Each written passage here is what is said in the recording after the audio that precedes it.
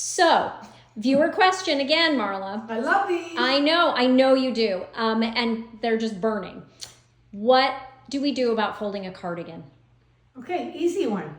Nice and neat, right? Most people do this. They have a sweater, they go like this, they fold the arms in like that, they go like this. Yep, that looks familiar. And it looks kind of neat until you stack 3 and then they topple over. What I do is I use a flat surface, usually my bed, put it flat, fold the arm in, fold the other arm in. Oh, you're putting the arms across. Yes. Oh. If they're that length. Right. Now, notice the neck.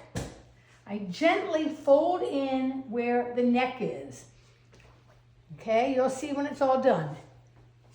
Then I fold in half. Where I'm folding in half is technically just where you would bend over. But because I folded it where the neckline is, it's nice and even and it's flat. Oh my gosh, that's gorgeous. Okay, thank you. Thank you.